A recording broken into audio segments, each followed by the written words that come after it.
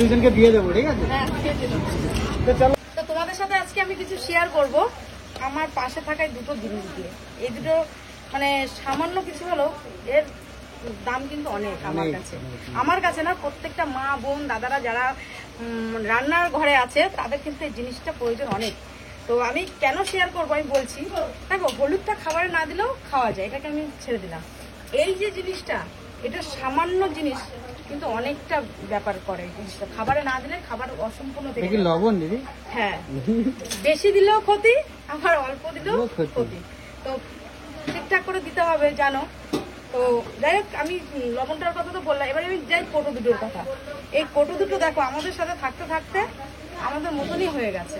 আমরা যেরকম আগে সবসময় নিজেকে নিয়ে ব্যস্ত থাকতাম, সেজে গুজে ফিট ফাট হয়ে ঘুরতাম, এখন কিন্তু আমরা চিন্তা করি সকালে আগে চুল বাঁধতাম মিষ্টি কেমন করে দেখতে, তোমার একটা স্টাইল করছিল। এখন কিন্তু মিষ্টি ডাইরেক্ট চুলগুলো একেবারে এক জায়গায় করে বেঁধে দেয়। তো সেরকমই এও সুন্দর ছিল, আস্তে আস্তে এও অসুন্দর হয়ে গেছে আমাদের পাশে থেকে থেকে। এও ভাবছে যে মিষ্টি ভাইরালটা কি করলে আমাকে, কিন্তু আমার তো বেঁকিয়ে দিতে।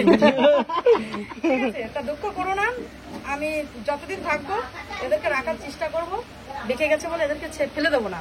আচ্ছা মিষ্টি দি, সেটা বললাম, দেখলো কি করে সেটা বল। দেখলো কি করে বুঝতে পারছো না? এইখানে আছে মানে বেঁকে গেছে আগুনের তাপে। আগুনের তাপে তো দেখো আমাদের অবস্থা যেরকম, আমরা তো আর বেঁকে যেতে পারছি না। মিষ্টি ফুড ব্লগারদের জন্য কি বেঁকে যায়নি তো? না না, ওদের জন্য দেখেনি ভাই। ওরা ভিডিও, হ্যাঁ কেন বললাম, অনেকে ভিডিও করতে এসে আমাকে প্রথমে বলেছিল যে তোমাদের কোটোগুলো চেয়ার রাখি রান্না। তারপর আমার দিদি নতুন কোটো কিনে নিয়ে আসলো।